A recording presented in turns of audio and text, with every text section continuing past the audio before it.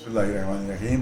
मोमिन कराम को ये खुसूसी इत्तला देना है कि जो गाइडलाइन आई हो गवर्नमेंट की तरफ से जो इजाज़त मिली है वो कि घर में ताज़ीदारी की और इमाम बाड़ों में ताज़ीदारी की इजाज़त मिली है।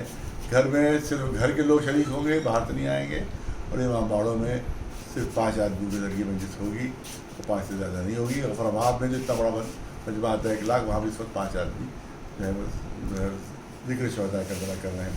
इसी तरह से बाहर जुलूस निकालने की कोई इजाज़त नहीं है। इस तरह ताज़िए बाहर इमाम चौक पर ये साथ रखने की इजाज़त नहीं है।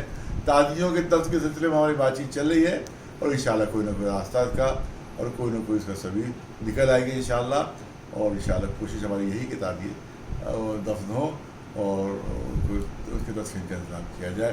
लिहाजा इस बात में एहतियात करें कि घरों में जो मजलिस हो उसमें बाहर से लोग ना बुलाए जाएँ, मामूलों जो मजलिस हो उसमें 5 से ज़्यादा ना हो, और उसके अलावा कोई जुलूस निकालने की कोशिश न करें और न किसी ताज़िए को बाहर इमाम चौक पर या किसी बाहरी मकाम पर रखने की वो कोशिश न करें, क्योंकि इसकी इजाज़त नहीं है। तदफीन के लिए इंशाअल्लाह कोशिश हमारी जारी हो, इंशाअल्लाह उम्मीद है इंशाअल्लाह इसमें हमें कामयाबी मिलेगी। और जो पुलिस वाले रोक रहे हैं उससे यही कि अपने बड़े अफसरों से बात कर लें, बड़े अफसरों से बात करें, क्योंकि ऑर्डर जो है यूही जी का या किसी का वो हर कानून सिविल को थोड़े दिया जाता है।